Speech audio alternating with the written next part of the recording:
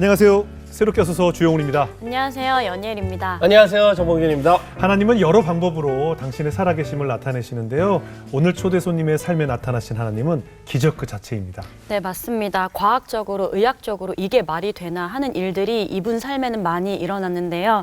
선교사로서의 삶을 감당하도록 도와주신 것 같다고 고백하십니다. 네, 오늘은 살아계신 하나님, 놀라운 하나님을 맛보는 시간이 될 것 같습니다. 박수영 선교사님이십니다. 어서 오세요.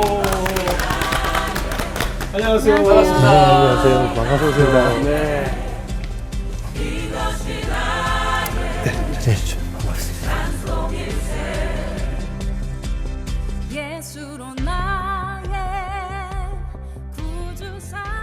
선교사님은 지금 이제 뵈니까 조금 이제 몸이 불편하신 상태로 예. 장애인 판정을 받으신 상태에서 지금 선교사로 나가신 거죠? 그렇죠. 예, 어떤 불편함이신데요? 전 경직성 뇌성마비 환자예요. 네. 그러니까 경직성 뇌성마비라 그러면 조금 이렇게 지금 이 자리도 사실은 저한테는 굉장히 긴장되는 자리잖아요, 사실은. 네. 그러니까 이런 긴장되는 자리거나 혹시 이제 날씨가 많이 춥거나 그러면 더 많이 경직되고, 예. 그러니까 갑자기 몸이 굳어진다거나 하는 예. 그런, 그리고 이제 저는 손에 90% 정도가 이제 소실되어 있는 상태예요. 그러니까, 그런 상태에서 삶을 사니까 조금 이제 버거운 일은 많죠. 예. 지금도 아직 좀 많이 불편하신 건가요? 아니요, 많이 좋아진 거죠. 거예요? 지금은 이제 네. 제가 이렇다라고 얘기를 안 하면 네. 해외 생활을 한 30년 했으니까 네. 선교사님이 말이 좀 어눌하다라고 생각을 하지. 네네. 그럴 수 그러니까 몸이 있겠네요. 그렇게 힘들어 한다고 생각하지는 않죠. 네. 말씀하신 것처럼 정말 우리 선교사님 삶에 하나님께서 정말 큰 기적을 베푸셔서 이렇게 또 선교사로 쓰임을 받는 것이 아닌가, 오늘 그 이야기를 한번 나눠보겠습니다. 예. 아까 말씀하신 것처럼 이제 후천적으로 장애를 얻으신 건데 언제 어떤 일이 있었던 건가요? 그러니까 태어날 때는 정상적으로 태어났고요. 네. 그러니까 뭐 똑같이 잘 자라다가 이제 보통 3살 때 뇌염 주사를 많이 맞잖아요. 예. 그 뇌염 주사 맞고 이제 그게 생균이다 보니까 네. 열이 많이 올라갔던 거죠. 근데 그게 한 40도, 41도 이렇게 올라가면 요즘 엄마들은 애기들 이제 다 벗겨서 예. 어쨌든 열을 떨어뜨리죠. 떨어뜨리려고 노력을 하시는데 네. 저희 어머니는 초등학교도 나오지 못하셨고 뭐 여러 가지 상황이 있어서 아들이 감기 때문에 열이 나는지 아시고 주사 때문이 아니라 감기 때문에 열이 나는지 아시고 저를 이제 모포에 돌돌 말아서 펄펄 끓는 아랫목에 이제 넣으신 거예요. 그러니까 그 열이 이제 순간적으로 뇌 쪽으로 보통 이제 의사들이 얘기할 때 얘기하는 거는 그게 이제 눈으로 나가면 눈이 멀게 되고 예, 그렇게 얘기를 하더라고요. 근데 저 같은 경우는 이게 손해 쪽을 다 태운 거죠. 거의 손해를. 그러니까 손해가 담당하는 부분이 이제 보통 걷고 말하고 하는 그런 균형 감각 익히고 그런 이제 기능들이 완전히 소실이 돼서 그때부터 이제 걷지도 못하고 앉지도 못하고 눕지도 못하는 그런 이제 상태가 돼서 좀 지내게 됐죠. 거의 누워서만 지내게 됐고 이제 아니 어머니께서 이제 나의 실수로 인해서 우리 아들이 이렇게 됐다는 그 죄책감 때문에 얼마나 마음 심적으로도 힘드셨을 테고 또 이 병을 고쳐보고자 얼마나 뛰어다니셨을까 생각이 드는데 어떠셨어요? 그러니까 최근까지만 해도 제가 그런 어머니의 심정을 잘 이해를 못했는데 네. 정말 어머니가 안 해본 거 없으세요. 네. 그러니까 정말 좋다는 약은 다 구해다. 네. 어쨌든 가세가 무너지는 것도 생각 안 하시고 그냥 좋다는 약은 다 구해서 먹게 하고 네. 또 굿도 많이 해봤던 것 같고 왜냐면 그때 당시엔 예전에 불교 집안이었으니까 네. 당연히 뭐 좋다는 굿도 많이 해보고 예. 그랬는데 애가 차도가 전혀 없으니까 그리고 저 같은 경우는 경직성이니까 네. 그러니까 풀어주지 않으면 더 많이 굳어지거든요. 예. 그러니까 어머니가 뭐 하여간 최선을 다했죠. 근데 이제 몸이 경직되다 보면 이제 육체적으로 엄청 고통스럽잖아요. 그렇죠. 근데 아무래도 학교 다닐 나이쯤에는 어떤 그런 부분에 있어서도 조금 영향이 있었을 것 같아요. 그렇죠. 친구들과 그러니까 관계 속에서. 최근에 아내하고 이제 그 대화를 하다가 네. 둘이 부여잡고 펑펑 울었던 기억이 있는데 네. 그러니까 제가 집사님 이렇게 지금은 제가 눈을 조금 마주치면서 보고 있는데 네. 제가 원래는 사람을 이렇게 지속적으로 바라보면서 이야기를 잘 못해요. 아. 그 이유가 뭐냐면 예. 어렸을 때 제가 누군가를 이렇게 보면 네. 더럽다고 때리니까 더 때리니까 그러니까 아내가 이제 그런 얘기를 처음 들은 거예요 저한테. 예. 그러니까 둘이 붙잡고 굉장히 많이 울었던 기억이 나고 이제 그렇게 하다가 초등학교 그러니까 늘 저는 외톨이였고 그렇지. 아무도 없었어요. 네. 근데 이제 그러다가 6학년 때 나온 친구를 만나게 되죠. 보통 이제 저랑 짝꿍이 되면 그 다음 날부터 이제 선생님한테 가서 짝 바꿔달라고. 아. 그러면 이제 짝 없이 늘 혼자 그 학교 생활을 하게 됐었는데 네. 6학년이 돼서 당연히 얘도 예. 내 옆에 앉은 얘도 내일이면 떠나갈 아이라고 생각을 했지. 네. 그런데 그 다음날 또 앉아 있는 거예요. 근데 더 신기한 건 이 친구가 갑자기 이제 저를 쉬는 시간에 화장실을 데리고 가는 거예요. 어머. 저를 안고 어머. 업고. 어머. 자기도 그 화장실을 가야 되니까 같이 가자는 거예요. 그러면서 이제 그 친구 따라서 이제 해결을 하고 예. 도움을 받아. 친구 이름이 뭐예요? 덕철이라는. 덕철이라는 친구. 아. 그래서 해결을 하고 예. 또 앉아 있는데 저는 이제 뭐 수업 들을 때 그냥 선생님 말씀만 듣지 제가 필기하거나 할 수가 없으니까. 예. 근데 옆에서 뭐가 분주해요. 보면 막 열심히 쓰고 있어. 책 두 권을. 짝꿍 거까지. 순교사님 거까지 같이 써줘요. 그래서 뭐 주면서 준비물이라고 얘기해주고 내일 갖고 와야 될 거라고 얘기하고 어머나. 그 좀 신기하잖아요. 예. 그리고 생각할 때 얘는 왜 이러지? 예. 라는 생각을 할 수밖에 없잖아요. 예. 그래서 너무 궁금한 거예요. 2, 3일을 그렇게 계속 하니까 네. 신기하기도 하고 안 되는 말 가지고 그때 당시에는 제 말을 알아듣는 사람이 저희 부모님밖에 없었지만 어쨌든 안 되는 말 가지고 친구한테 그 덕철이한테 제가 물어봤죠. 넌 도대체 왜 그러냐? 네. 왜 나한테 뭘 바라고 이렇게 잘해주냐? 물어봤더니 갑자기 이 친구가 저를 앉혀놓고 차근차근 예수님에 대한 이야기를 하는 거예요. 사실 지금 와서 생각해보면 초등학교 6학년이 알면 얼마나 그렇죠. 알고 그렇죠. 하나님을 전하면 얼마나 전하겠어요. 그러니까. 근데도 자기가 알고 있는 하나님, 자기가 알고 있는 예수님의 그러면서 쭉 얘기하면서 나는 네가 다른 친구들하고 다르지 않다고 생각해. 너도 하나님이 사랑하는 자녀고 너도 하나님을 만나면 네 인생이 바뀔 수 있어. 그러면서 예수 그리스도에 대한 이야기를 쭉 하는데 그 나이에 제가 예수를 알면 얼마나 알겠고 네. 얘 설명을 들으면 제가 얼마나 알겠어요. 그렇죠. 그냥 얘가 가자고 하니까 그렇죠. 그렇죠. 좋은 친구가. 주일날 같이 가자는 거예요. 예. 그래, 나 네가 간다 그러면 회당이라도 내가 갈게. 예. 그렇게 하고 이제 따라다니기 시작한 게 이제 교회 첫 네. 발을 아. 딛게 됐고, 그러면서 하나님을 알게 됐고, 그러면서 저도 하나님을 만나게 된 거죠. 만나게 되고 그 안에서 참된 구원에 대한 기쁨을 그때 이제 처음 저도 느끼게 된 거죠.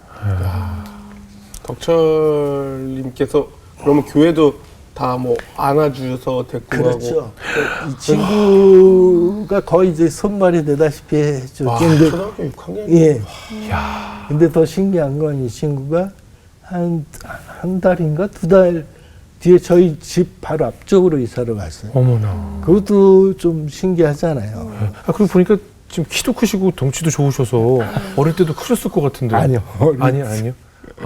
어릴 때 그렇게 크지 않았던 것 같아요. 아무튼 그 친구 덕분에 이제 근데 이제 부모님은 너무 반대를 하시죠. 한 가정에 네. 두 종교가 절대로 있을 수 없다라고 얘기를 하시니까 예, 그렇게 해서 근데 지금 와서 생각해 보면 제가 그렇게 어렵게 교회를 다니면서도 저는 덕철이에 대한 생각을 할 때마다 우리가 예수 그리스도를 전하는 거에 대한 저도 선교사지만 예. 예수 그리스도를 전하는 거에 대한 고민을 좀 해봐요. 어떤 고민이냐면 예. 우리 말로만 전할 때가 참 많아요. 그렇죠.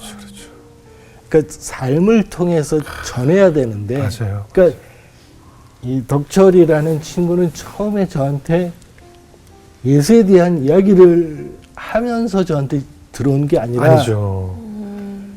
자기의 삶을 통해서 저를 섬기면서 들어왔던 네. 친구잖아요. 네. 그러니까 저는 그 삶을 먼저 보고 제가 예수가 누군지 알고 싶었던 거고 네. 이 친구가 전하는 예수가 누구길래 네. 이 친구는 다른 친구하고 다르게 행동을 할까? 를 고민을 했던 거예요. 예. 근데 우리가 뭐 저는 목회자지만 이렇게 신앙생활을 한다는 것 자체가 예. 삶이 뒤따라주지 않는다면 그거는 저는 좀 아니라고 생각을 하는 거예요. 네. 지금도 열심히 고민하고 있는 거는 과연 내 삶이 내 신앙과 일치되어 있는가. 이게 우리의 근본적인 저는 물음이라고 생각을 해요. 하나님이 이 땅에 우리를 각자의 모습 속에 각자의 삶 속에 보내주신 이유는 그거를 이루기 위함이라고 저는 확신하는데 그러니까 조금 더 손해봐야죠. 그러니까 남들보다 맞아요. 크리스찬이라면 조금 더 손해보고 예. 조금 더 불편해도. 예. 불편해도 네. 참아야 되고 네.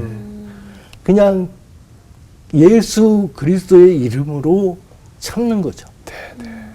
예수 그리스도의 이름으로 섬겨야 되는 거예요. 그래요. 좀 깎아주고 좀 예. 그래야 돼. 근데 그게 교회 다니는 집주인들이 제일 인색하잖아요. 집주인들, 건물주들 제일 인색해. 다 뭐 교회 장로 권사들이야. 그게 근본적인 저는 예수 그리스도의 삶이어야 된다라고 생각을 해요. 맞습니다. 그래서 우리가 좀 그러한 삶을 살면 얼마나 좋을까라는 네. 기도는 해봐요.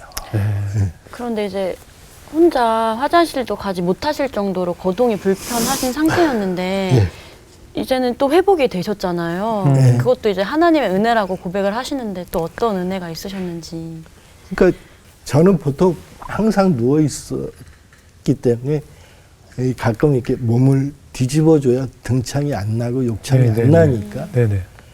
그런데 어느 날 갑자기 제가 앉아 있더라는 거예요. 혼자 스스로. 예. 그 얘기는 힘이 없던 척추에 힘이 들어가서 혼자 앉아 있을 수 있게 된 거예요. 근데 그게 불과 덕철이랑 그 교회 다니기 시작한 지 한 달 어머나. 언저리인 것 같아요. 근데 어머니도 너무 놀라셨고 주변에 이제 다 놀라셨죠. 근데 그때 당시 어머니가 생각하실 때 얘가 이제는 교회를 다니니까 네. 몸이 낫는가 보다. 예, 그럴 수 있죠. 라고 생각을 하신 거예요. 그러니까 그게 어머니의 믿음이에요. 네네. 사실은. 그렇게 해서 조금씩 좋아지니까 어머니가 그 전까지는 뭐 저 교회 나간다고 패기도 하고 때리시기도 하고 때리기까지 했어요? 아예 저 교회 다닌다고 엄청 매맞았어요. 아, 그래요? 한 번도 제가 그 병 이후로 한 번도 안 맞다가 교회 간다고 때려요? 교회 너 집안 망하게 할 일 있냐고 한 집안에 두 종교가 웬 말이냐고 아, 옛날에 또 그런 게 많더라고요. 네, 그런 게 많았어요. 네. 그런데 어머니가 그렇게 몸이 갑자기 이제 회복되는 게 보이니까 예. 아, 얘가 교회를 나가니까 얘가 변하나 보다 라고 믿어버리시 저는 믿어버렸다고 생각을 해요. 네.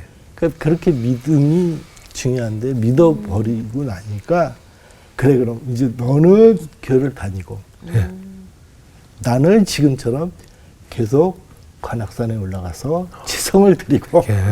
아니 낫는 걸 보셨으면 교회로 가야 되는데 갑자기 또 사진 그냥 가세요? 그때까지 반신반의죠. 아 그래? 내가 불심으로 드린 기도 때문인지 네. 교회 때문에 이제 반신반의하신 거겠지. 아, 예. 근데 이쯤에 이제 가겠다 아니, 했는데 또 아직은 어머니도 각자. 마음이가 세시네. 반을 열어주신 거지, 반을. 네. 그렇잖아요. 반은 열어주신 거예요.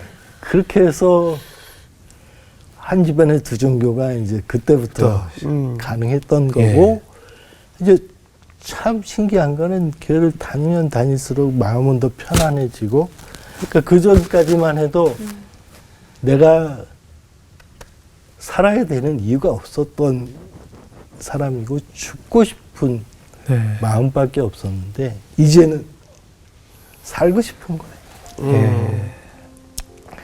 나도 뭔가 해볼 수 있지 않을까.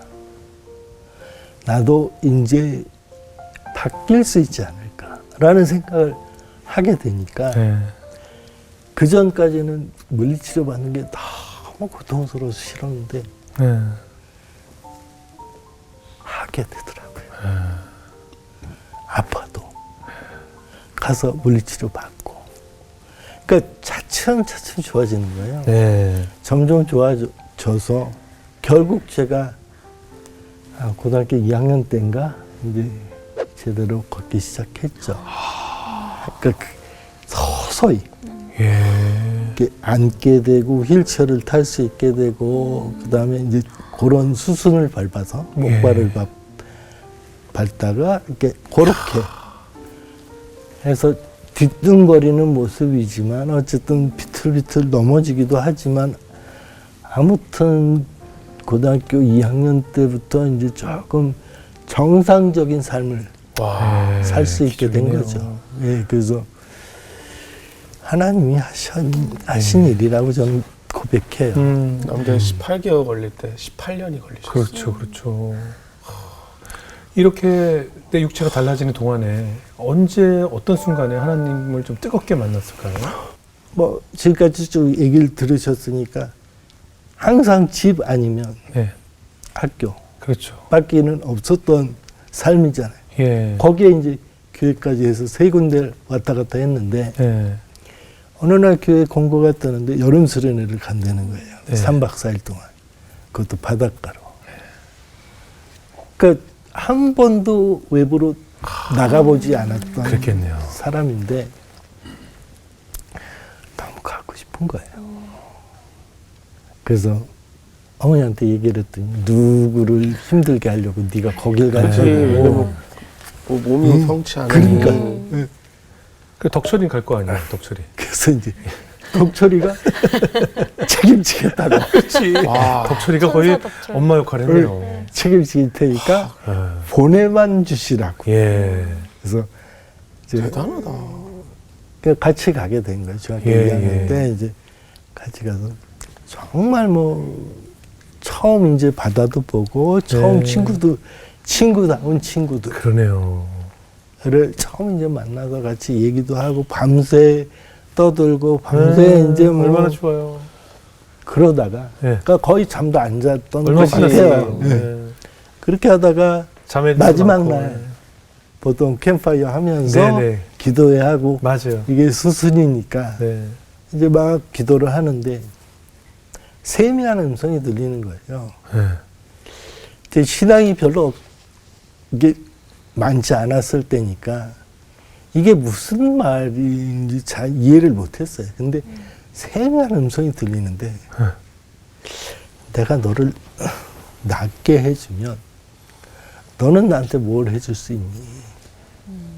라고 물어본 거예요. 그때 당시에 제가 신앙이 있어서 하나님, 저 하나님 일 할게요. 이랬겠죠. 네, 그 즉시. 근데 그게 아니라 하나님 제 몸을 보세요. 제가 지금 걷지도 못하고 제대로 앉지도 못하는 저한테 와서 지금 뭘 바라시는지 저한테 이렇게 얘기하십니까? 이게 하나님 음성인지 아닌지 모르겠어요. 근데 그냥 하나님 음성이라고 믿고 네네. 하나님 제가 아니라 저 옆에 덕철이한테 가서 얘기하시면 돼요. 그게 맞지. 그게 맞죠. 저 착한 덕초리가 더 많이 할 일이지. 예. 예. 저 덕철이한테 가시면 되니까 잘못 오신 것 저한테 같습니다. 오시지 마세요. 이제 그렇게 했는데 또 음성이 들려요. 너는 나한테 뭘 해줄 수 있니? 세 번째 똑같은 질문을 딱 받는 순간 그래도 그동안 들었던 설교가 갑자기 주마등처럼 흘러가면서 세 번을 말하면 뭔가 있는 것 같은데 하나님 제가 하나님의 이 몸도 쓰시겠다면 하나님 제가 하나님의 일을 하겠습니다. 하나님 가져다 쓰십시오. 그 서원기도를 중학교 2학년 때 서원기도를 한 거예요. 그래서 저는 그때부터 정말 제가 갈 길은 목회자라고 이제 생각을 한 거죠. 예. 근데 그 후로 계속 이제 몸은 점점 좋아지고, 예. 그 다리도 걷게 되고, 예.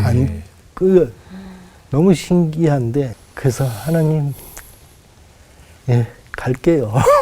그러고 고등학교 졸업하자마자 신학교로 이제 입학을 하게 된 거죠. 근데 아까부터 연일자면 왜 이렇게 울어요? 아 왜 저요? 울어? 왜 울고 있었어요? 난 간증을 여기서 하는 줄 왜 이렇게 울어? 아, 저는- 왜 뭐? 일단 저는 눈물 포인트가 없는데 왜 울어? 덕철이라는 친구 덕철이 때문에 우는 거야? 아 여기 출연도 안 한 덕철이 때문에 울어? 아니 무슨 일이야? 신기하네. 아니, 덕철이 때문에 왜 울어? 덕철이 잘 살죠 친구분요. 네? 아 덕철이 때문에 우는 거예요? 아니 네. 한 사람의 인생을 네. 한 사람이 바꿔줄 수 있다는 게 있다는 게. 너무 은혜고 그리고 이제 하나님이 깊이 만나주시고 나 너무 연약한 존재인데 네. 하나님이 깊이 만나주셨잖아요.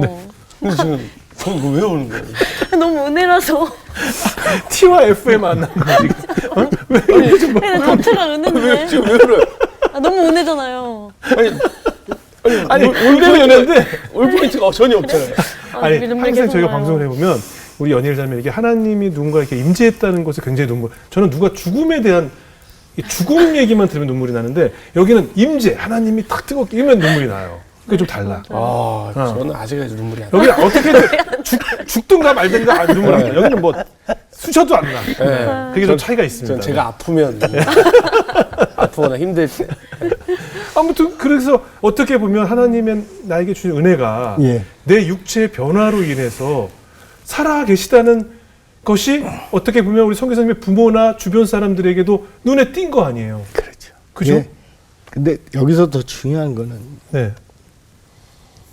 과연 육체의 변화가 중요한지 아니면 네. 마음이 더 중요한지 정말 중요하거든요. 네, 그렇죠. 이 육체를 변화시키지 않아도 그러니까 제가 지금 아들이 둘이 있는데 네, 네. 조금 다른 얘기지만 제가 그 아들이랑 얘기할 때 제가 굉장히 그 크게 은혜를 받았던 적이 한 번 있는데 네. 왜냐하면 제 몸이 고쳐지지 않거나 다시 사실은 경직성 뇌성마비는 언제든지 다시 원위치될 수 있어요. 네. 그러니까 제가 정말 추운데 못 가고 원래 예. 그리고 이렇게 긴장된 자리 정말 제가 못 앉아 있습니다. 네, 네. 지금 기적이에요. 네. 아. 저희 표현하시죠. 이렇게 뭐 우는 사람 절대 안 우는 사람 앞에서 뭐. 그런데 저희 아내가 아들한테 그런 얘기를 했었어요. 아빠가 다시 원위치 돼도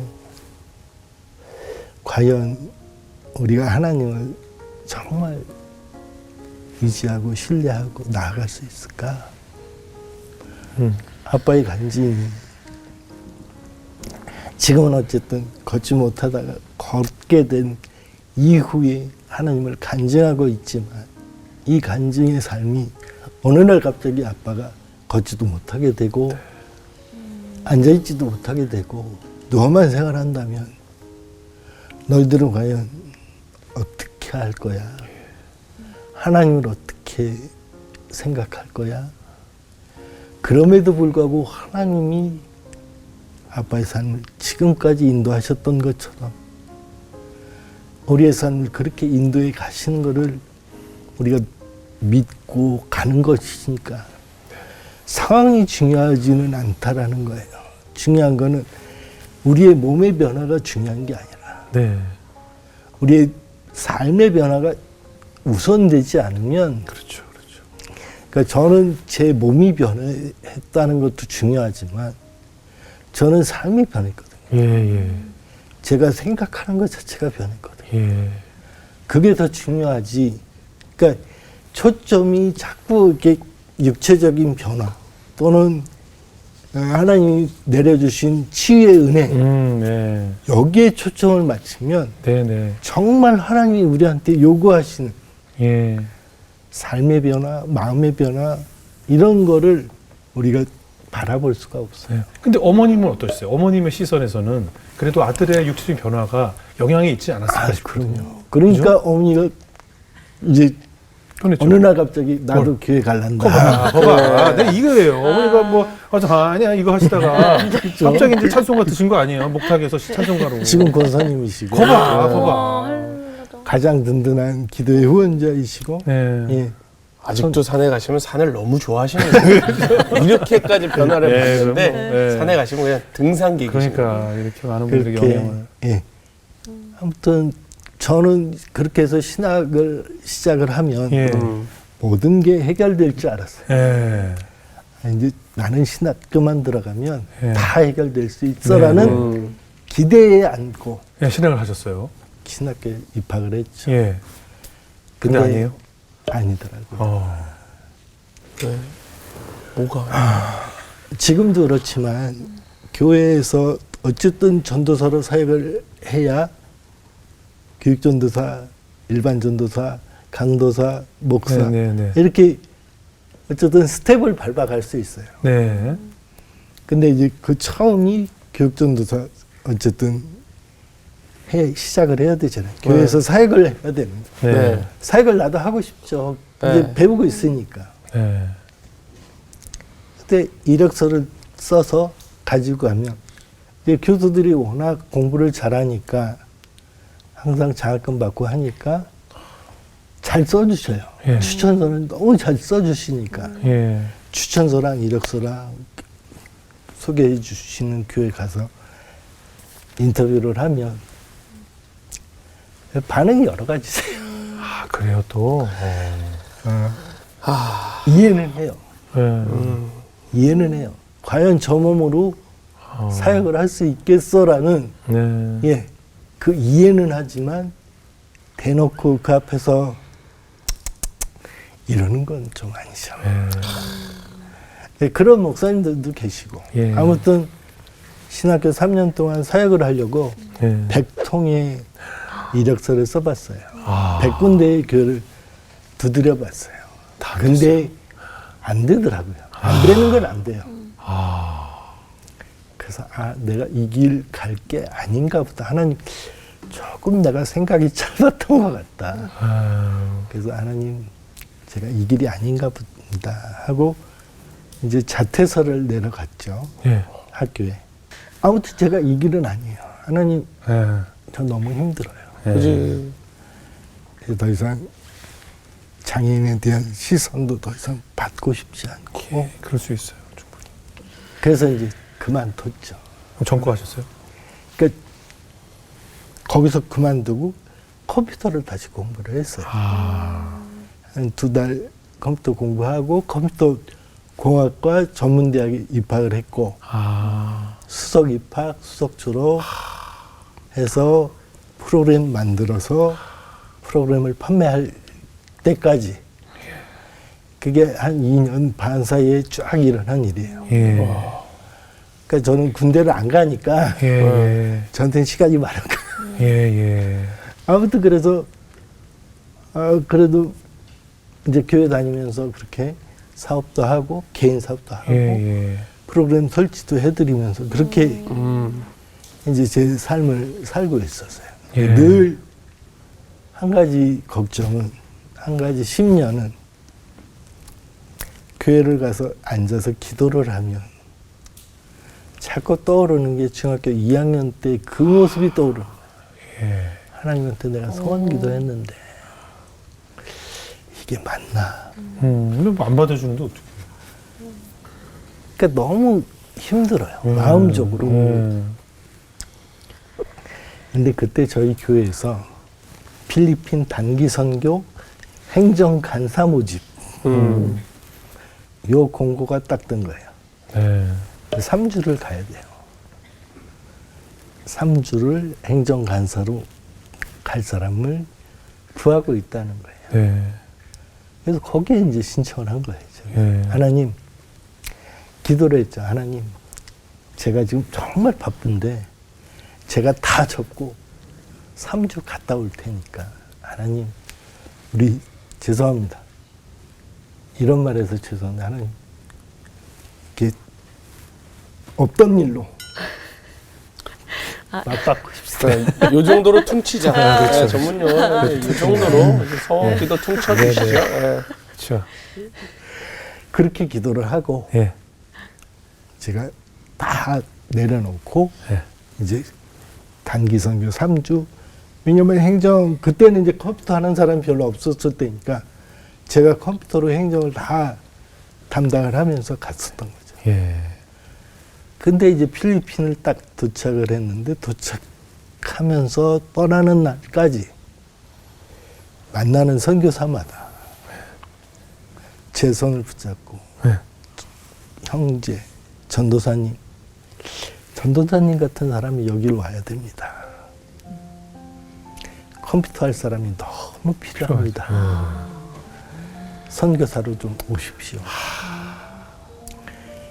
한두 사람만 그렇게 얘기하면 네네. 그냥 그러려니 하겠는데 만나는 목사님마다 만나는 선교사님마다 그렇게 얘기를 하니까 깊이 생각을 하게 되는 거죠. 아, 하나님이 나한테 두 가지를 한꺼번에 가르치신 이유가 그러네요. 여기 있구나. 그러네요. 그래서 이제 다시 이제 재입학을 하려고 예. 1학년으로 재입학을 해서 4년을 마무리하려고 예. 이제 신학교를 갔죠. 네. 갔다 와서. 예. 근데 가보니까 1년만 더 하면 된다는 거예요. 아, 그래요? 휴학계라. 아, 그렇지. 휴학계. 오, 다행이다. 이야. 그렇게 해서 이제 1년 동안 공부하면서 준비해서 그때 이제 저희 교회랑 연결됐었던 러시아에 지금 선교사를 많이 파송하고 계신 그 LA 김광신 목사님이라는 지금 돌아가신 김광신 목사님을 만나게 됐고 그분 통해서 러시아 행정 선교사로 단기 3년 갔다 가기로 이제 약속을 하고 하나님께서 그 컴퓨터 기술을 가르치기 위해서 100번의 거절을 통해서 글로 또 이끄셨네요. 네. 근데 이제 러시아는 춥잖아요. 그래요, 맞아요. 근데 추우면 또 경직이 잘 되는데 맞아. 그런 건강은 그러니까 영하 괜찮았어요. 40도 그러니까 평균 한 30도고 좀 많이 떨어지면 영하 40도 더 떨어지면 뭐 한 50도까지 떨어지기도 하니까 기도를 좀 더 해봤어요. 지금 따뜻한 데로 가야 되는 거 아니냐. 근데 그렇죠, 그렇죠. 그렇죠. 근데 일단 나를 불러주시는 곳이 있다는 것에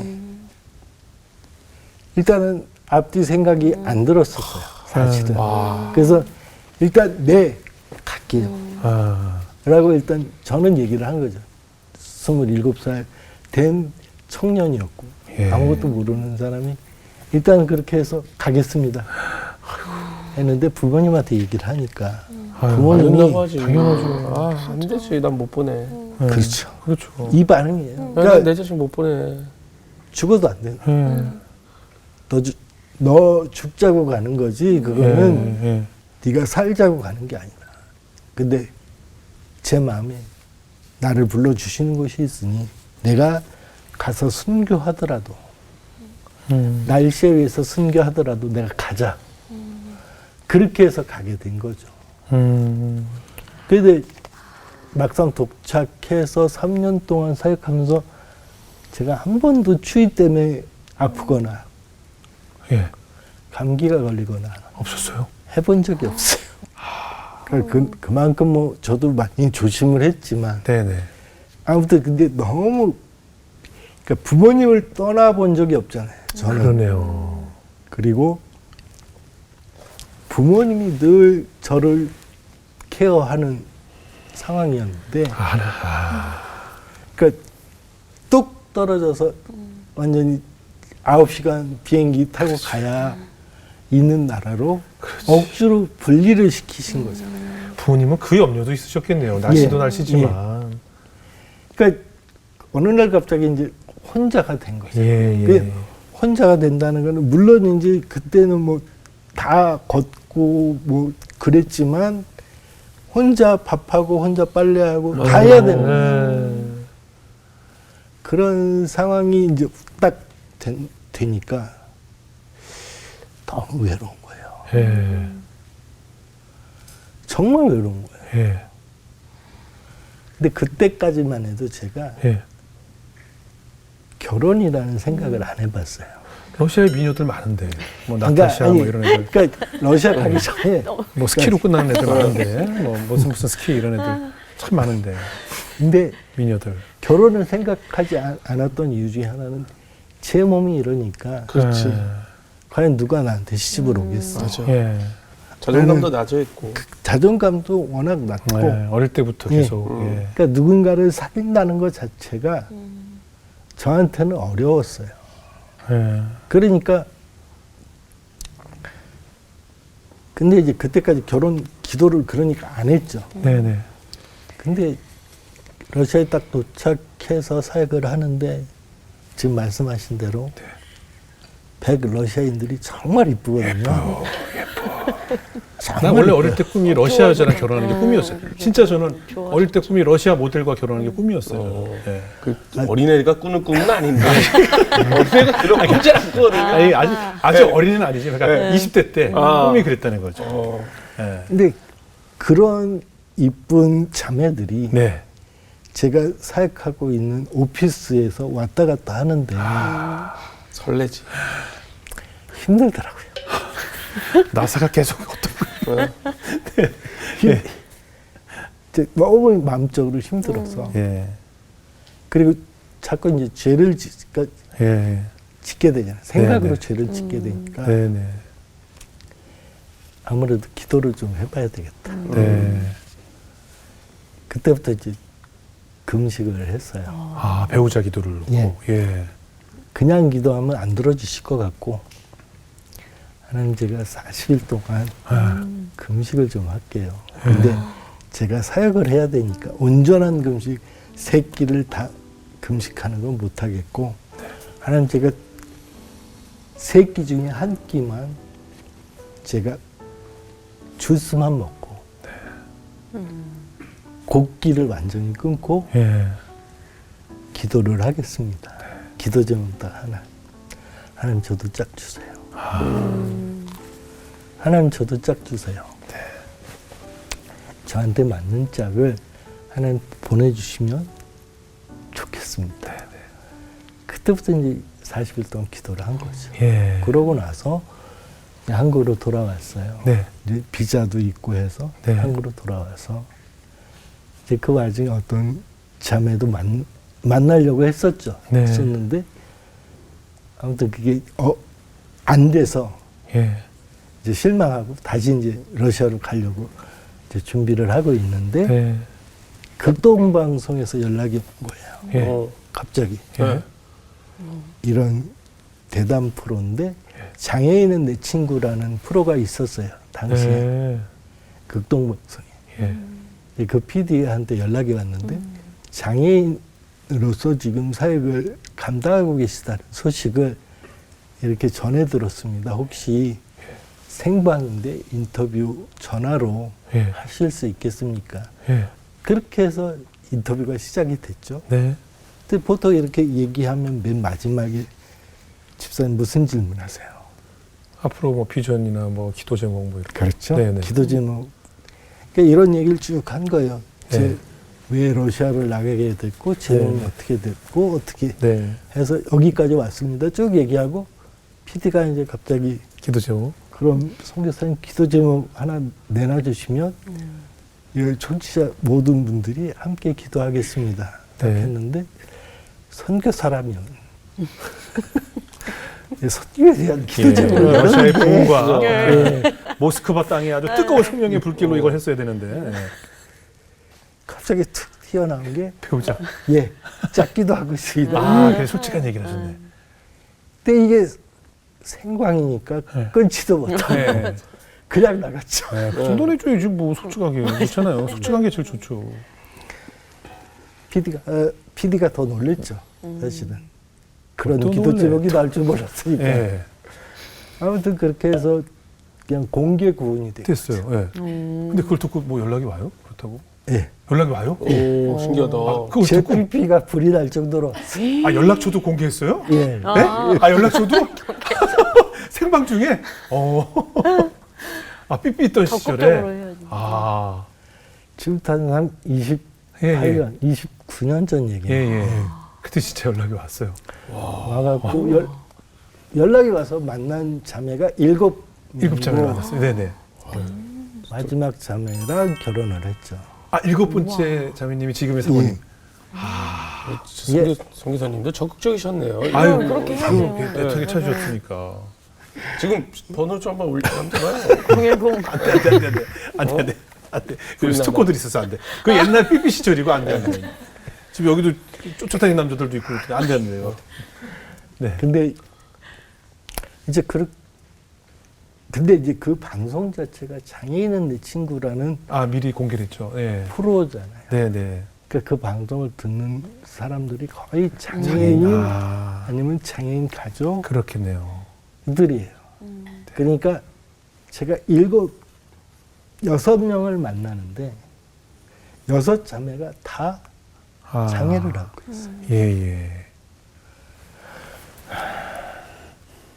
장애인은 장애인이 가장 잘 알아요.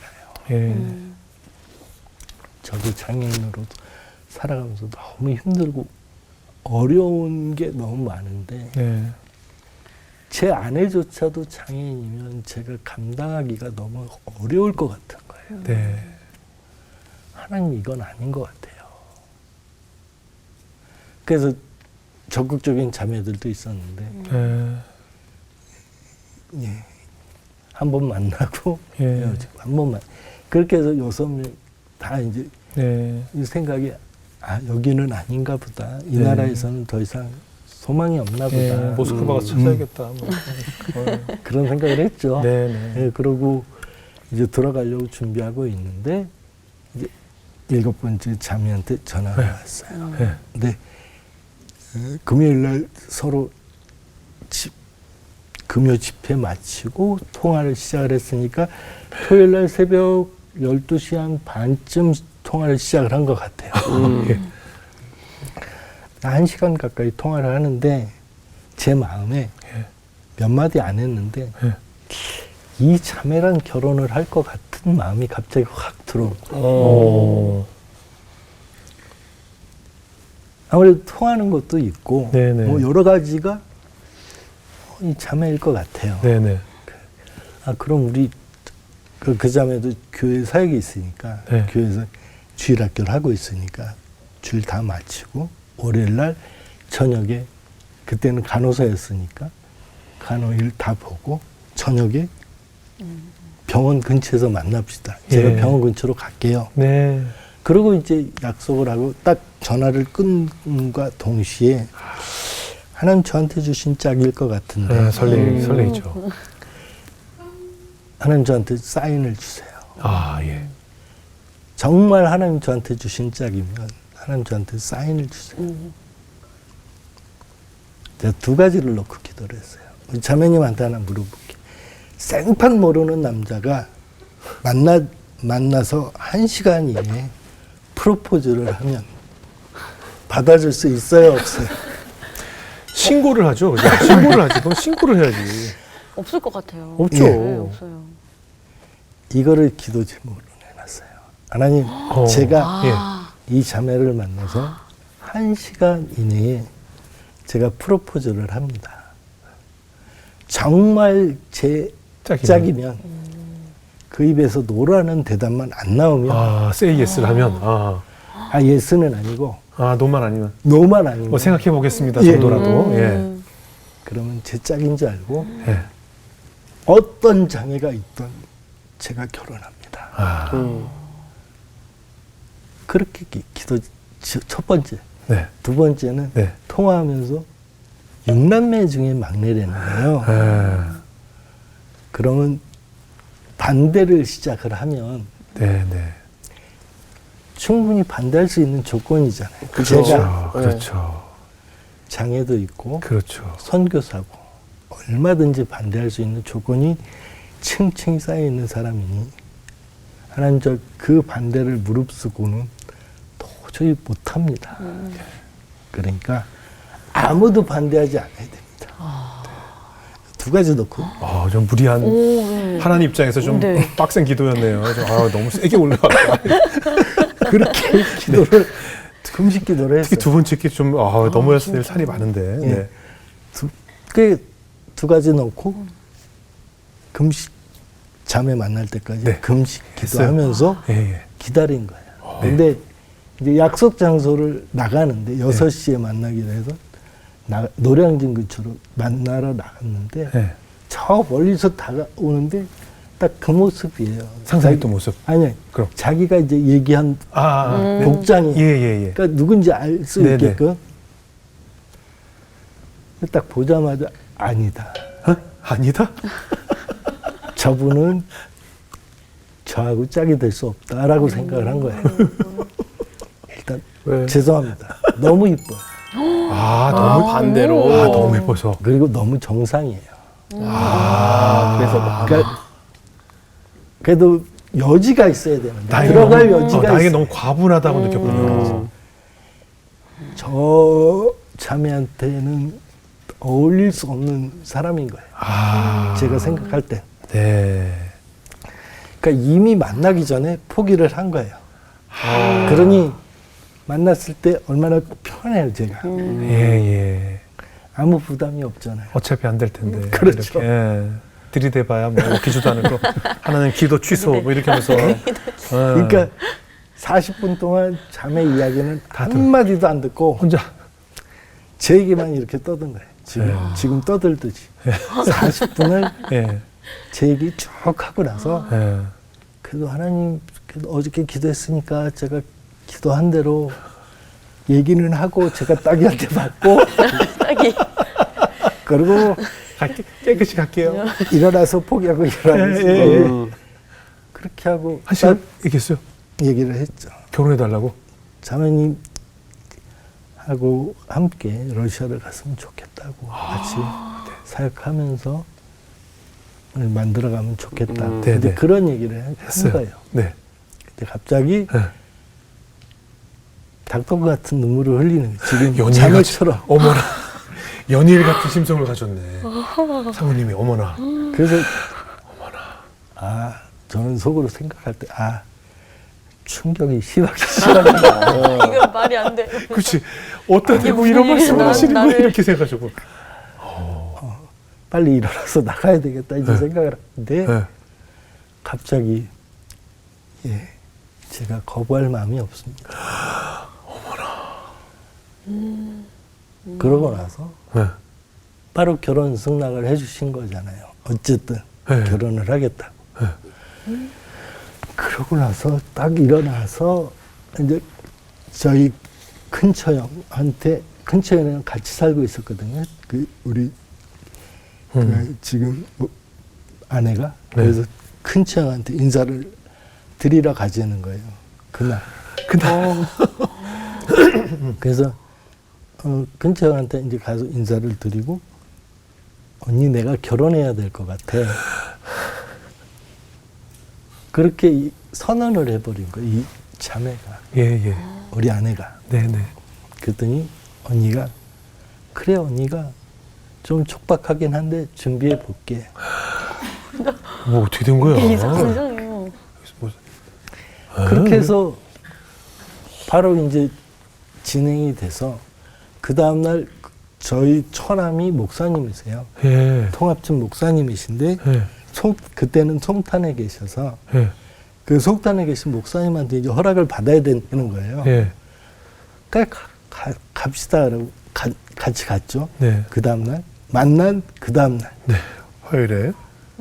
화요일에. 예. 그래서 인사드리고 네. 같이 식사하고 예. 뭐래요? 똑같이 아내가, 오빠 내가 결혼해야 될 것 같아. 예. 그래, 오빠가 준비해보면. 뭐야? 어떻게 된 거야? 어떻게 된 거야? 예? 그렇게 해서 그럼 이제 제가 러시아 들어갈 날짜가 얼마 안 남았었으니까 예. 그러면 결혼식 문제 뭐 이런저런 상의를 하려면 부모님이 만나는 게 좋겠네. 그러면서 수요일 날 이제 양가 상견례를 했죠. 빨리. 진짜 빠르다. 어머나. 그러고 양가 상견례 하면서 결혼식 날짜 잡고 네. 결혼하기로 다 합의를 보고 네. 그러고 나서 제가 아내한테 그랬죠.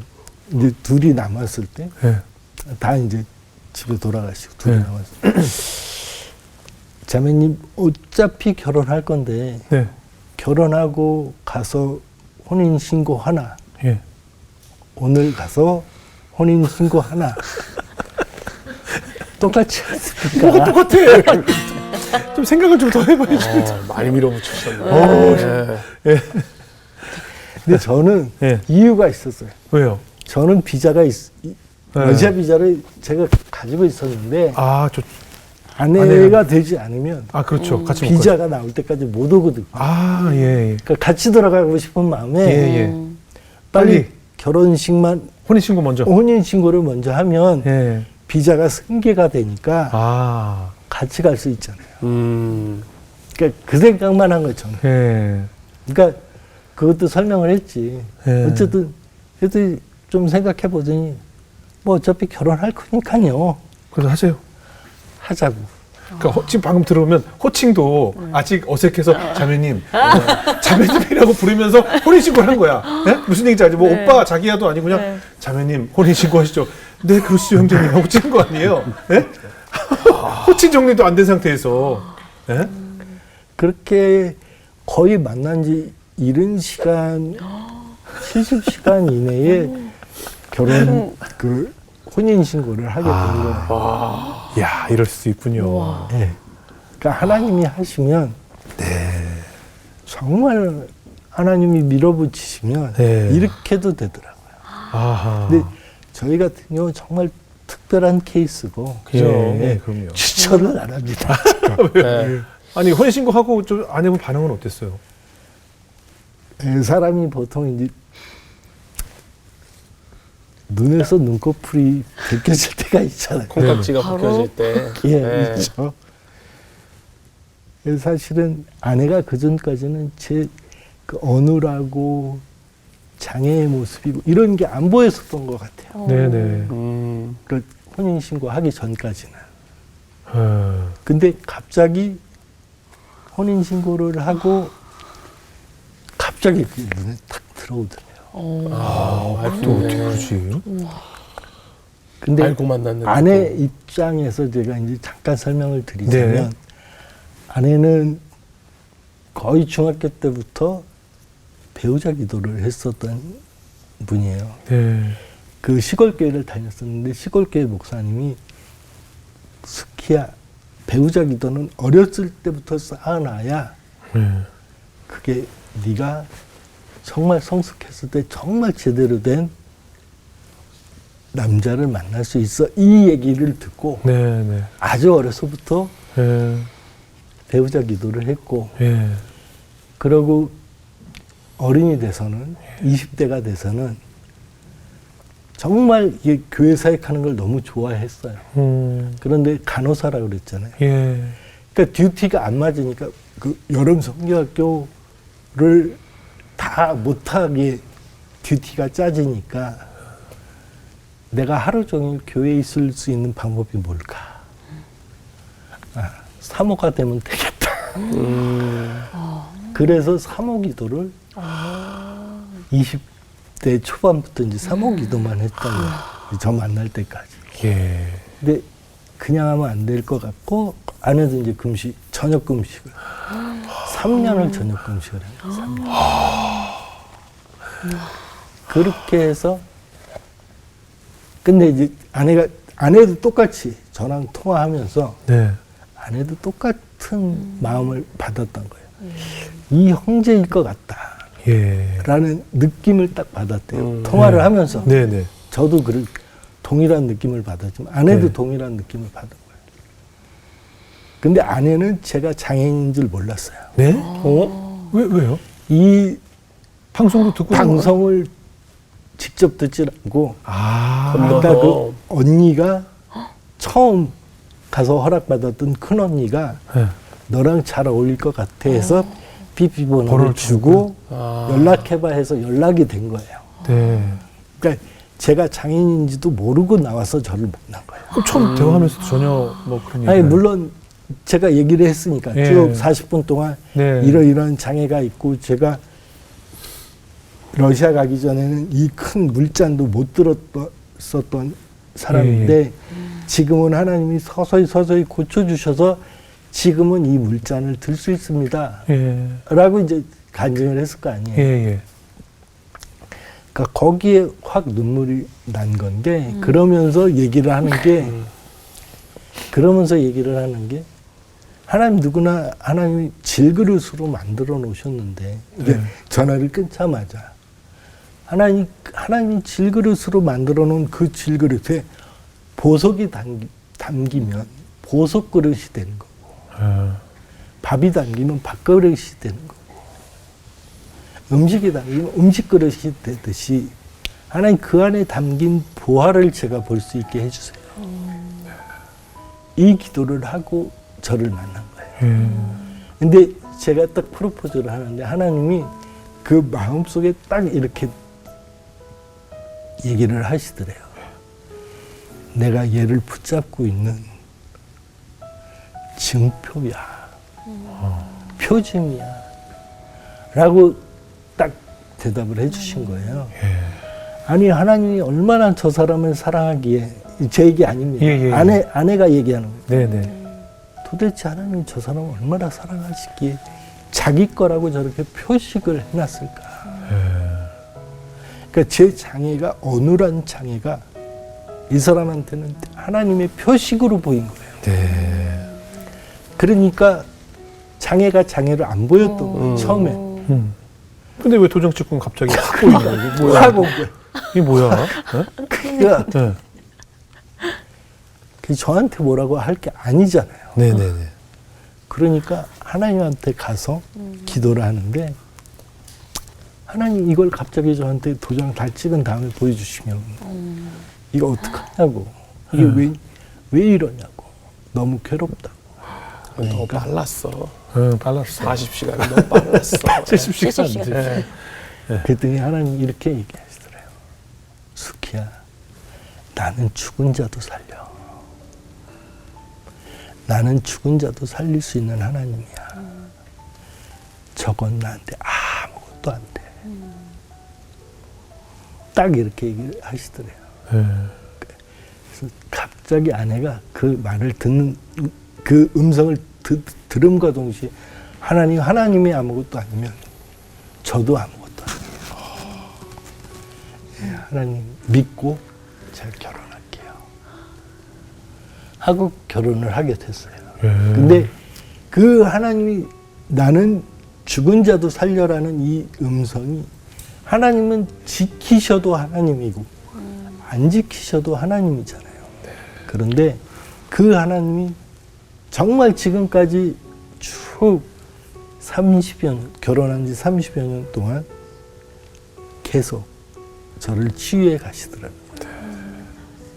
정말 지금까지 하나님 어떻게 이렇게 치유를 하시는지 모를 정도로 정말 치유가 되어 가고 있고 앞으로도 그러니까 저를 1년 전에 만난 또 2년 전에 만난 사람들이 제 모습을 보고 성 교사님 좀 더 나아지셨네요. 조금 더 좋아지셨네요. 라고 얘기할 정도로 그렇게 하나님은 지금도 역사하고 계시더라는 거죠.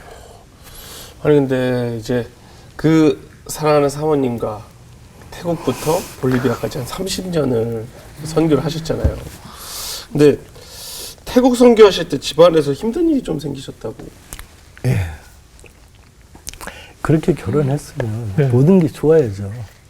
그죠? 좋아야죠. 그런데 한번 생각을 해보세요. 연애를 하다가 결혼을 하면 네. 좀 조율을 할 수도 있고 네. 이 사람의 성격을 알 수도 있고 그런데 만난 지 70시간 만에 그치. 결혼했으니 말도 뭘 안 놓고- 알아요? 말도 안 놓고 있는데 뭐. 네. 그리고 결혼식도 20일도 안 돼서 결혼식하고 네. 바로 러시아로 떠났는데 떠나는 날 임신까지 했어요. 아, 그 허니문 베이비인 걸 알고 네네. 떠났단 말이에요. 그러니까 서로 너무 모르는데 게다가 성격이 둘이 안 맞아. 예를 들어 뭐가 안 뭐 맞춰볼 새도 없었잖아요, 성격을. 그렇죠. 네. 그러니까 손바닥 양면이에요. 아. 성격도 그렇고 성향이나, 그러니까 성향이나 모든 게 취향이나 다 모든 게. 취향이나. 네, 게다가 저는 장애인이니까 네. 항상 부모님이 오냐 그렇죠. 다 해주고. 다 해줬어요. 네. 그러니까 자기밖에 모르고 받는 데 익숙하시고. 그러니까 배려라는 게 아예 없고 아, 인생 자체가 민폐. 근데 그걸 저만 몰라요. 그러니까 그런 삶을 30년 가까이 살다 어느 날 갑자기 옆에 자매랑 같이 살게 됐어요. 그러니 제가 이 자매를 배려할 수 있는 상황이 아니죠. 그러니까 나 아픈 게 우선 보이는 거고 예. 그러니까 아내가 막 입덧하는데 그게 중요하지 않아요. 그지 내 몸이 더 아프니까. 내 몸이 아픈 게 더 그러니까 얼마나 나만 믿고 가족 다 떼어놓고 러시아 따라온 거잖아요. 네. 얼마나 황당하겠어요. 네.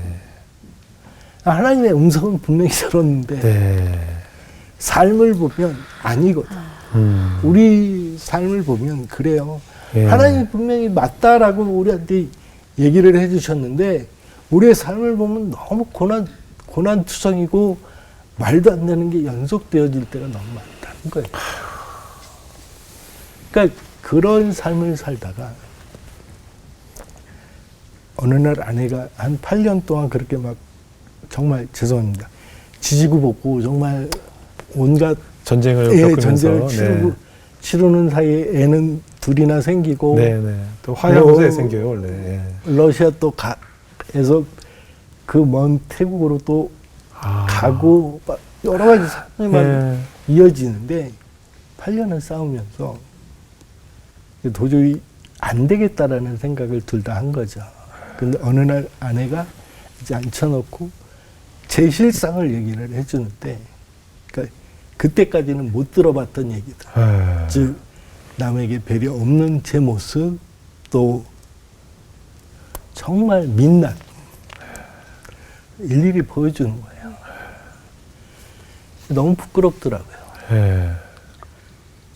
근데 지금도 안 돼요. 솔직히 말하면 지금도 안 고쳐지더라고. 그러니까 참 어려운 얘기인데 왜 그렇게 다듬어 가시는 게 하나님이 하시는 것 같아요. 근데 그 와중에 아까 이제 잠깐 저한테 질문했듯이 그 와중에 애가 둘째 애가 6살이 됐는데 유즙이 갑자기 나오고 차만 타면 토하고.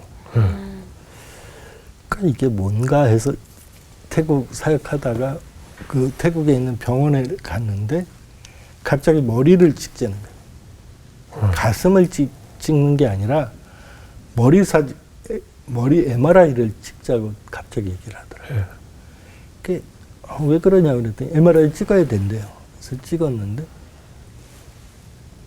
시신경하고 대동맥 사이에 뇌종양이 딱 있는 거예요. 4cm쯤. 그러니까 이게 점점 커지면 둘 중에 하나를 눌러서 대동맥을 누르든지 시신경을 누르든지. 그러니까 제거 수술을 거기서 하자는데 무서워서 할 수가 없어서 한국으로 돌아와서 다시 정밀 검사를 받는데 의사 선생님 저 같으면 수술 안 합니다 그러는 거예요. 제 가족이면 수술을 권장하지는 않습니다. 테이블 데스 날 수도 있고 시신경을 완전히 잃을 수도 있습니다. 그때 제가 생각했더니 하나님 저 너무 하시는 것 같아요. 저도 너무 힘든데 하나님 이렇게 하는 거는 정말 제가 힘듭니다. 이렇게 고백을 할 정도로. 근데 아내는 어떻겠어요? 더 그렇죠. 말도 안 되는 상황이잖아요. 그런데 그 와중에 그래서 뭐 수술이 안 된다니까. 예. 그래서 다 내려놓고 이제 기도원으로 기도를 하러 간 거예요. 아내가. 그래서 기도를 하는데 마지막 날까지 아무 응답이 없다가 하나님 마지막에 뭘 보여주시는데 태국에서 사역하는데 수많은 사람들이 왔다 갔다 하는데 입을 꼭 다물고 아무 말을 안 하는 자신의 모습을 보여주시더라는 거예요. 솔직히 말하면 한 영혼에 대한 어떤 깊은 그 사랑이나 그런 게 있어서 우리가 선교를 시작한 게 아니거든요. 그러니까 그거를 지나면서 아내가 하나님, 제가 왜 이게 제 입이 이렇게 전도도 못하고 이런 모습 가운데 있는데 하나님 그래도 저를 써주시겠습니까? 그래도 저를 인정해 주시겠습니까? 그 이제 기도를 하면서 결국 다 끝나고 내려왔어요. 내려와서 이제 태국 어쨌든 사역지가 태국이니까 다시 태국으로 돌아가야 되니까 돌아가기 전에 마지막 검사를 받으러 이제 갔는데 네. 이게 뇌종양이 4cm면 더 늘어나야 되는데 네네. 이게 갑자기 0.5cm로 줄은 거예요. 어머나. 한 달 만에. 그러니까 의사도 놀래고 네. 다 놀랬어. 어머나. 그래서 하나님이 하시겠다는 증거다. 우리 하나님 의지하고 가자. 네. 여기서 있어봐야 네. 아무것도 안 되니까 가자. 그래서 그리고 이제 처방약을 받아서 예. 간 거죠. 가서 아무튼 약으로 지금 관리를 하고 있어요. 예. 야, 정말 기적이네요. 저희가 17년 하면서 물론 한 교회를 이양을 하고 그렇게 해서 여기까지 왔지만 영혼에 대한 갈망보다는 어쨌든 사역에 대한 책임감, 사역에 대한 열정 이런 게 우선이었던 것 같아요.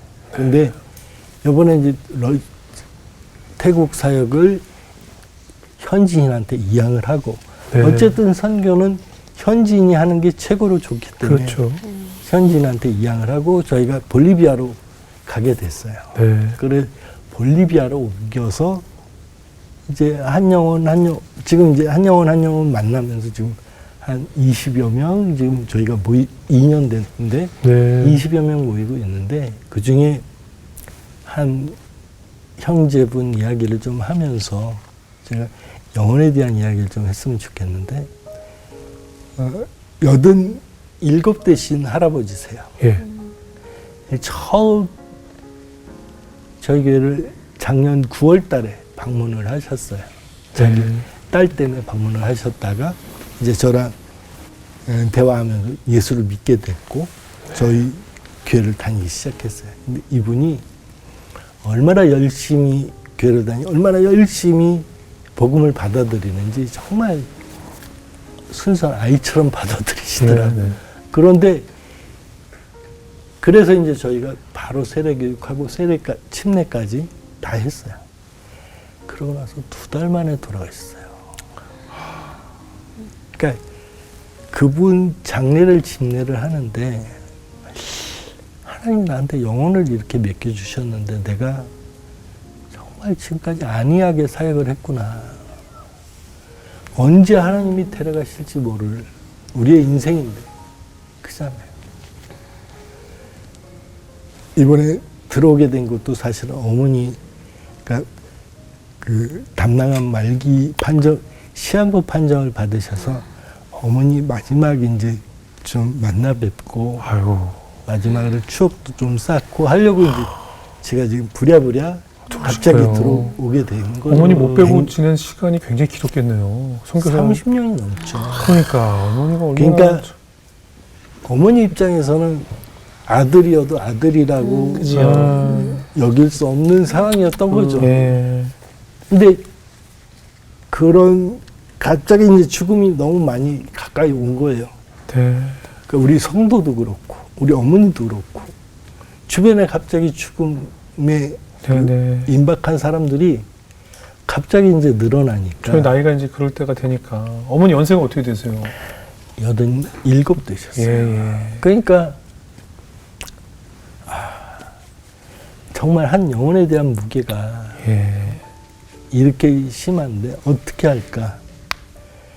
우리가 삶을 살아가면서 그 한 영혼을 품는 것이 정말 중요하겠다. 아까 이제 초두에 말씀드렸듯이 덕철이가 제 영혼을 품고 그렇게 열심히 섬겼던 것처럼 우리의 삶 자체는 그렇게 그리스도의 향기를 우리의 삶을 통해서 드러내지 않으면 결국은 내 옆에 와 있는 영혼을 우리가 하나님께로 인도할 수 없지 않겠나 싶어요.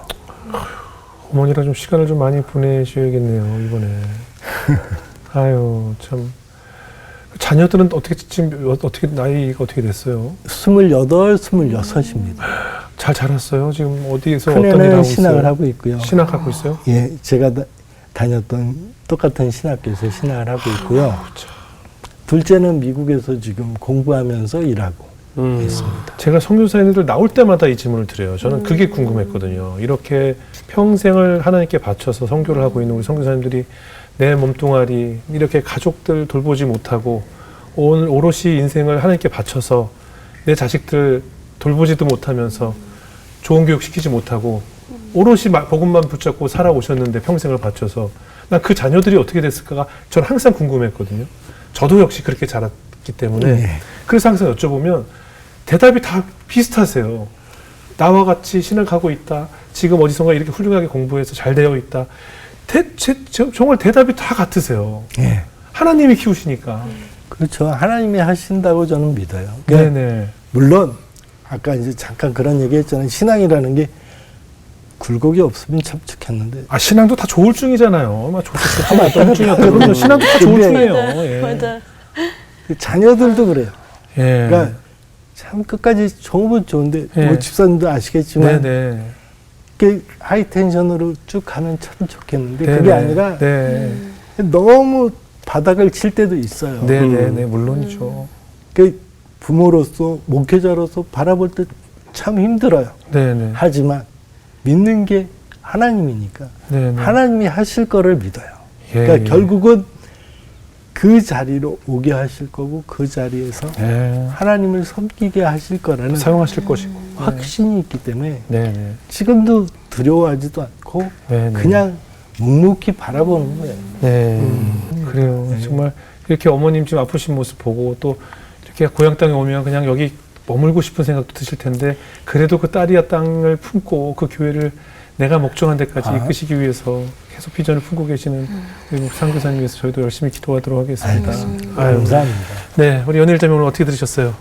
저는 그 선교사님 말씀 들으면서 그 말씀이 생각났어요.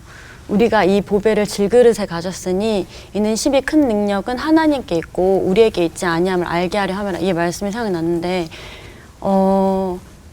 하나님께서는 참 다양한 사람들을 쓰신다. 근데 하나님 앞에서는 아무리 잘나고 건강하고 대단한 사람도 하나님 앞에서는 아무것도 아니고 우리는 모두 똑같은 그릇이다. 근데 우리가 잘해서 하는 것이 아니라 하나님께서 그 능력을 부어주셔야지 우리가 할 수 있겠다라는 걸 선교사님 통해서 또 다시 한번 보게 됐고 아까 덕철이라는 그 친구 진짜 누군가에게 한 사람의 인생이 정말 한 사람으로 변한다는 게 어떤 건지 알겠는 거예요. 근데 저도 누군가에게 말 한마디로 사람을 살리잖아요. 근데 말 한마디로 또 사람을 죽이기도 하고. 그게 너무 중요한 걸 깨달아서 부족하지만 저도 그런 존재가 되고 싶다 생각을 했어요. 늘 좋은 말씀으로 많은 분들에게 은혜 주시니까 네. 잘하고 있어요. 잘 울고 있고 잘하고 있어요. 우리 권기정씨 어떻게 되셨어요? 저는 이제 선교사님의 이야기를 듣고 보면서 느끼는 게 걷는 게 저희는 다 당연하다고 느꼈는데 근데 걷는 게 감사라는 걸 선교사님을 통해서 알게 했고 그다음에 누군가가 내가 멀쩡해야지만 누군가를 또 선교를 할 수 있고 돕는다라고 생각했는데 우리 선교사님의 삶을 통해서 보면 내가 못하는 게 아니고 안 하고 있었다라는 걸 또 알게 됐거든요. 그래서 12년 남은 시간을 저는 오히려 반대로 또 쉬시면 안 돼요라고 하지만 앞으로의 12년은 더 처음처럼 더 많이 써주실 거고 더 멋지게 사용하실 거라 기도하겠습니다. 아멘. 지금 그 덕철이라는 친구는 어떻게 어디서 뭐 하시나요? 지금 뭐 훌륭한 목사님이 되셨나요? 아니면 그러다 또 열심히 잘 섬기는 평신도입니다. 그래요? 덕철 씨 한번 모시자고 우리 덕철 씨. 나 정말 궁금해서 우리 오늘 그 얘기를 많이 했잖아요. 저는 최근 뭐 폭삭 속았수다 드라마를 너무나 잘 보면서 많이 울었는데 드라마를 이렇게 보면 지나가던 별거 아닌 동작 하나, 지나가던 어떤 사람 하나가 툭 던지고 갔던 무언가 하나가 복선이 되어서 그로 인해서 무슨 사건이 생기고 나중에 돌아보니 그때 그 사람이 그걸 떨어뜨린 이유가 이래서 그랬구나라는 영화의 스토리와 드라마의 스토리가 되잖아요. 전 덕철이라는 친구의 등장으로 인해서 아무것도 없이 나에게 쓸모없었던 한 사람의 생명이 가치가 있어지고 그로 인해서 지금 긴 시간 동안 말씀하셨던 이런 많은 역사들이 일어난 스토리가 됐다는 것이 저는 하나님의 그것이 은혜고 간증인 것 같아요. 그래서 우리가 살면서 살아가는 그 아무것도 아닌 그 행함과 믿음의 행함이라고 하셨으니까 그런 것들이 결국은 우리 이 사회를 만드는 또 이런 미래 선교사, 미래 사역자들 만드는 일이 아니겠습니까? 그래서 저는 우리가 그런 쓰임을 받아야겠다는 생각이 들면서 또 한 가지는 우리 많은 선교사님들과 사역자들의 사모님들, 이 사모님들이 사실 제일 많이 하는 역할이 이 사역자들의 감정의 휴지통 역할을 하잖아요. 이 사역자들이 사역을 하면서 또 선교지에서 받게 되는 많은 스트레스와 많은 울분이 그 감정을 처리할 곳이 없는 곳이 유일하게 사모님들에게만 가다 보니 이 사모님들의 감정은 또 처리할 곳이 없어서 전 사모님들 생각하면 저희 어머니도 떠오르면서 사실 늘 마음이 아프고 그래서 우리 목회자들이나 사역자들이나 선교사님들이 사모님들 떠받들고 좀 살았으면 좋겠다. 이거 정말 하나님이 주신 업고 살아야 된다. 아멘. 평생 죽을 죄를 지은 죄인처럼. 아멘. 아멘이죠. 나의 나된 것은 아내 덕분이다. 라는 걸 명심하면서 이 방송을 보고 있는 모든 사역자들과 목회자들과 선교사님들이 우리 사모는 내가 평생 얻고 살아야 하고 내가 섬겨야 될 하나님 다음으로 섬겨야 될 존재라는 것을 늘 명심하면서 사셨으면 좋겠다라는 생각이 들면서 두 아들도 또 훌륭하게 잘 키우셨으니까 우리 사모님 오늘 혹시 같이 오셨나요? 아니요. 같이 안 오셨군요. 꼭 뵙고 싶었는데 앞으로 남은 12년간도 볼리비아 그 척박의 땅에 십자가 크게 세워지는 역사가 있기를 저희도 열심히 기도하겠습니다. 아멘. 오늘 귀한 간증 고맙습니다. 감사합니다.